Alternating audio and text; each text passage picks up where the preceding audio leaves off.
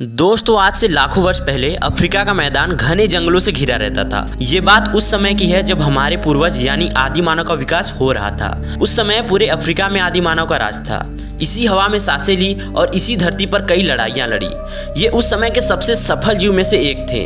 तो आखिर ऐसा क्या हुआ जिसकी वजह से अफ्रीका से निकलकर पूरी धरती पर इनको विस्तार होना पड़ा? क्या ये कोई प्राकृतिक घटना थी या फिर ये खुद पूरी दुनिया में फैल गए? आखिर वो कौन सी प्रजाति थी जो सबसे पहले अफ्रीका महाद्वीप से निकलना चाहा? उन सभी अनसुनी और अनकही बातों को जानने के लिए हमें जाना होगा 2 मिलियन यानी 20 लाख साल पहले, और उस काल को हमें करीब से देखना होगा। 2 मिलियन वर्ष पहले अफ्रीका का ये मैदान घने जंगलों से घिरा हुआ रहता था और चारों ओर खूबसूरत पहाड़ और नदियों का प्रवाह था। घने जंगल में खतरनाक जानवर अपना शिकार किया करते थे। उस समय के सबसे सफल शिकारी थे बड़े दांतों वाले शेर, लकड़बग्घे आदि। लेकिन इन्हीं घने जंगलों में आदि मानव भी राज किया करते थे। दोस्तों अफ्रीका में आदि मानव की सबसे पहली प्रजाति ऑस्ट्रेलोपिथेकस थी। ये प्रजाति सबसे पहले पेड़ों पर रहा करती थी। ये फलों और पत्तों को खाकर अपना जीवन यापन करते थे। बीतते समय के साथ साथ इनके दिमाग का विकास हुआ और इनका शारीरिक विकास भी हुआ। हर चीज को जानने की अदम्य चाहत इन्हें पेड़ों से जमीन पर खींच लाई और ये एक नए प्रजाति में विकसित हो गए जिसे आज हम होमो इरेक्टस के नाम से जानते हैं। ये प्रजाति आमतौर पर पूरी तरीके से मांसाहारी तो नहीं थे, लेकिन मांस मिलने पर खा लेते थे, जैसे कि सियार, लकड़बग्घों, तेंदुओं के छोड़े गए शिकार को अपना निवाला बना लेते थे, जैसा कि इस वीडियो में आप देख सकते हैं।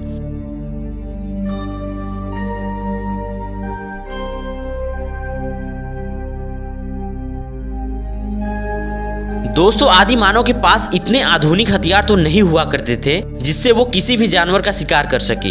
वैसे कुछ न मिलने पर ये पेड़ों की जड़ों को अपना भोजन बना लेते थे। दोस्तों होमो इरेक्टस ही आदि मानव की वह पहली प्रजाति थी जिसने अफ्रीका महाद्वीप को छोड़कर दूसरे महाद्वीप में जाने का फैसला किया। दोस्तों आर्कोलॉजिस्ट के अनुसार आज से लगभग 18 लाख वर्ष पहले होमो इरेक्टस यूरोप और एशिया में फैलना शुरू हो गए और वहां से उनका विस्तार सभी महाद्वीपों में होता चला गया, जैसे कि नॉर्थ अमेरिका में और साउथ अमेरिका में। हर महाद्वीप के वातावरण के अनुसार उनके रंग बदलते गए, जैसे कि ठंडे स्थानों पर रहने वाले गोरे हो गए और गर्म स्थानों पर रहने वाले काले।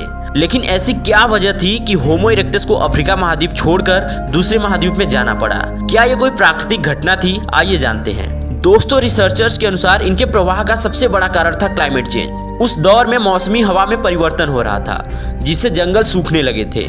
मौसमी हवा में बदलाव का सबसे प्रमुख कारण था चारों ओर से घिरे पहाड़। उस समय में भूकंप की वजह से टेक्टोनिक प्लेटों में हलचल हुई और पहाड़ों का निर्माण होता चला गया और इन्हीं पहाड़ों ने हवा को मोड़ दिया, जिससे घने जंगल घास के मैदान में बदल गए।